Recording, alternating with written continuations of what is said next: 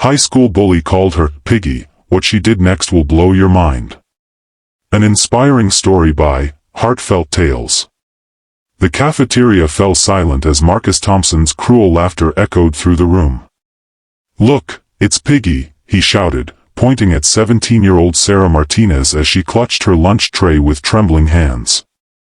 The nickname had followed her for 3 years, ever since she'd gained weight after her father's death, but hearing it announced to the entire senior class felt like a knife twisting in her chest. What Marcus didn't know was that this moment would become the catalyst for the most extraordinary transformation anyone at Riverside High had ever witnessed. If this story moves you, please hit that like button and let us know in the comments what you think about Sarah's journey. Don't forget to subscribe to Heartfelt Tales for more inspiring stories. Sarah's story began long before that humiliating moment in the cafeteria. 3 years earlier, she had been a confident, athletic girl who played varsity soccer and maintained a 4.0 GPA. But when her father died suddenly in a car accident, her world crumbled. Food became her comfort, grades slipped, and she withdrew from sports and friends. The weight gain was gradual but noticeable in the unforgiving environment of high school, where appearances mattered more than character. Marcus Thompson, on the other hand, seemed to have everything handed to him. Star quarterback, son of the town's wealthiest family, and someone who had never faced real adversity. His cruelty toward Sarah wasn't born from malice alone, but from a deep insecurity that he masked with aggression and privilege. He surrounded himself with followers who laughed at his jokes and enabled his behavior, never questioning whether his actions had consequences. The Piggy incident wasn't an isolated event. For months, Marcus had made Sarah's life miserable with whispered comments in hallways, deliberate shoulder bumps, and social media posts that never mentioned her name but were clearly directed at her. Sarah's mother, Elena, working double shifts as a nurse to keep their small family afloat, barely had time to notice her daughter's declining mental health. Sarah's younger brother, David, only 12 years old, tried to comfort his sister but didn't understand the complexity of teenage cruelty.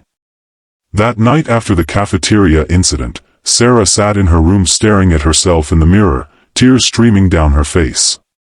She had reached her breaking point. The girl who once dreamed of becoming a veterinarian, who used to light up rooms with her smile, felt completely defeated. She wrote in her journal, "I don't know who I am anymore. I feel invisible and huge at the same time. Maybe Marcus is right. Maybe I am just Piggy." But sometimes our lowest moments become the foundation for our greatest comebacks. The next morning, Sarah made a decision that would change everything. Instead of skipping school as she had been doing more frequently, she walked into the guidance counselor's office and asked to speak with Mrs. Rodriguez. "I need help," Sarah said simply, her voice barely above a whisper. "I don't want to feel this way anymore." Mrs. Rodriguez, a kind woman who had been watching Sarah's decline with growing concern, immediately sprang into action. She connected Sarah with the school's wellness program, helped her find a grief counselor, and most importantly, introduced her to Mr. Chen, the debate team coach who was known for helping struggling students find their voice. "I can't debate," Sarah protested. "I can barely speak up in class." "That's exactly why you should try," Mr. Chen replied gently. "Sometimes we find our power in the places we least expect." The first few debate practices were torture for Sarah. Her voice shook, her arguments fell apart, and she wanted to quit daily. But something kept her coming back. Maybe it was the way the other team members, a diverse group of students who didn't fit the typical popular crowd, welcomed her without judgment. Maybe it was how research required her to focus on something other than her pain. Or maybe it was the gradual realization that she had opinions worth sharing. Meanwhile, Marcus continued his reign of casual cruelty, unaware that his favorite target was slowly building armor. He never attended school events that didn't revolve around sports, so he missed Sarah's first successful debate performance.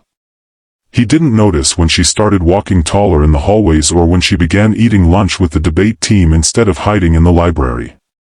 The transformation wasn't just mental. Working with her grief counselor, Sarah began to understand that her relationship with food had become unhealthy, not because of her weight, but because she was using it to numb emotional pain. She started cooking healthy meals for her family, rediscovering a love for nutrition that tied into her old dream of veterinary medicine. She began walking every morning, not to lose weight for others' approval, but because movement helped clear her mind and prepare for the day ahead. As weeks turned into months, Sarah's confidence grew. She raised her hand in classes, joined study groups, and even started tutoring younger students in biology. Her grades climbed back to their former excellence. The physical changes were noticeable too, but more importantly, she carried herself differently. The hunched shoulders and downcast eyes were replaced by straight posture and direct eye contact. The real test came during the regional debate championship. Sarah's team had made it to the final round, and the entire school was buzzing with excitement about their unexpected success. The auditorium was packed, including Marcus and his friends who attended only because they had nothing better to do on a Saturday afternoon. When Sarah walked onto the stage as her team's closing speaker, a murmur went through the crowd. Many students barely recognized the confident young woman standing there. She wore a sharp blazer, her hair was styled professionally, and most striking of all, she radiated an energy that commanded attention. The debate topic was about anti-bullying policies in schools, and Sarah had been chosen to deliver her team's final argument. As she approached the podium, she caught sight of Marcus in the audience, his expression showing the first flicker of uncertainty she'd ever seen from him.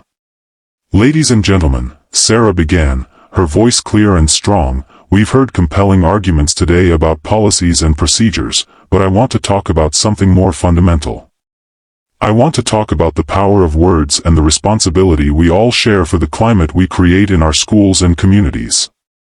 What followed was 8 minutes of the most powerful oratory Riverside High had ever heard. Sarah spoke about the devastating impact of bullying, not with self-pity, but with the authority of someone who had lived through it and emerged stronger. She talked about the difference between being a bystander and being an upstander. She challenged everyone in that room to examine their own behavior and their own silence in the face of cruelty. When we allow others to be diminished, she concluded, we diminish ourselves. When we choose to lift others up, we all rise together. The question isn't whether bullying policies matter, it's whether we have the courage to be better than our worst impulses. The auditorium erupted in applause. Sarah's team won the championship, but more importantly, Sarah had found her voice in the most public way possible. As students filed out, many approached her with congratulations and apologies for times they had remained silent when she needed support. Marcus, however, remained seated long after most of the crowd had left. For the first time in his life, he was forced to confront the reality of his actions. The girl he had tried to make invisible had just commanded the attention and respect of hundreds of people. More than that, her words had hit him like a physical blow because somewhere deep down, he knew she was talking about him. The confrontation came 2 days later. Marcus found Sarah at her locker after school, but this time he wasn't surrounded by his usual entourage. He looked smaller somehow, less sure of himself. "Sarah," he said, her real name feeling foreign in his mouth after years of cruel nicknames. "I need to talk to you." She turned to face him, and he was startled by the directness of her gaze. This wasn't the same girl who used to shrink away from his presence. "What you said at the debate," he continued, struggling to find words. "I know you were talking about me. About what I've done to you." "I was talking about all of us," Sarah replied calmly. "Including you, but also including everyone who watched and said nothing. Including myself for not speaking up sooner." Marcus was quiet for a long moment. "I'm sorry," he finally said, and for the first time in years, there was no sarcasm or cruelty in his voice. "I'm really sorry. I don't know why I know that's not enough, but I needed to say it." Sarah studied his face, looking for signs of manipulation or mockery, but found none. "You're right, it's not enough," she said. "But it's a start. The real question is what you're going to do differently now." That conversation marked the beginning of an unexpected change in Marcus as well.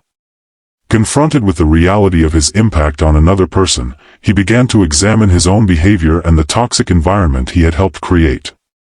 It wasn't an overnight transformation, but slowly, his friends noticed that he no longer participated in cruel jokes or social bullying. He started using his influence differently, shutting down gossip instead of spreading it. Sarah's story became legendary at Riverside High, but not in the way she had expected. Students began referring to her debate performance as the moment that changed the school's culture. Teachers used her journey as an example of resilience and personal growth. The debate team saw a surge in membership as students who had never considered it before were inspired by Sarah's example. But perhaps the most meaningful change was in Sarah herself. She had rediscovered her love of learning and her passion for helping others. She started a peer counseling program for students dealing with grief and loss. She rekindled her dream of becoming a veterinarian, but now with a deeper understanding of healing that extended beyond physical wounds. The nickname Piggy faded from use, not because Sarah demanded it, but because she had become someone it could no longer touch. She had transformed from a victim into an advocate, from someone who hid her pain into someone who used it to help others heal. At graduation, Sarah delivered the valedictorian speech, having reclaimed her academic excellence along with her self-respect. Marcus, who had managed to graduate despite his struggles with the consequences of his behavior, sat in the audience listening as she spoke about second chances, personal growth, and the power of choosing kindness over cruelty. "We all have moments that define us," Sarah said, looking out over her classmates. "Sometimes those moments come when we're at our lowest point, when we feel like we have nothing left to lose. But if we're brave enough to keep going, to keep growing, we might discover that our greatest struggles become our greatest strengths." As she spoke those words, Sarah caught Marcus's eye in the crowd. He nodded slightly, a gesture of respect and acknowledgement. They would never be friends, but they had both learned something valuable from their shared experience. He had learned about the weight of his words and actions. She had learned about the power of rising above them. Years later, Dr. Sarah Martinez would often think back to that moment in the cafeteria when Marcus called her Piggy in front of everyone. It had been one of the worst days of her life, but also the day that set her on the path to becoming who she was meant to be. She had made him squeal for real, not through revenge or cruelty, but by becoming so undeniably excellent that his attempts to diminish her only highlighted his own smallness. The real victory wasn't in Marcus's eventual apology or the applause from the debate audience. It was in the girl who had been lost finding herself again, stronger and more compassionate than before. It was in the realization that other people's words only have the power we give them, and that our response to cruelty defines us more than the cruelty itself. Sarah's story reminds us that transformation is possible for anyone willing to do the hard work of growth. It shows us that our lowest moments can become our launching pads if we're brave enough to use them that way. Most importantly, it proves that the best revenge against those who try to make us small is to become magnificently, undeniably ourselves. If Sarah's incredible journey inspired you, we'd love to hear your thoughts in the comments below. Have you ever faced a situation where someone tried to bring you down, but you found the strength to rise above it? Share your story with our Heartfelt Tales community. Your experience might be exactly what someone else needs to hear today. And if this story moved you, please give it a thumbs up, share it with someone who needs to hear it, and don't forget to subscribe to Heartfelt Tales and hit that notification bell so you never miss our latest inspiring stories. We post new content every week that celebrates the human spirit and the incredible power we all have to overcome adversity and create positive change in our lives and the lives of others. Thank you for being part of our community, and remember, your story matters too.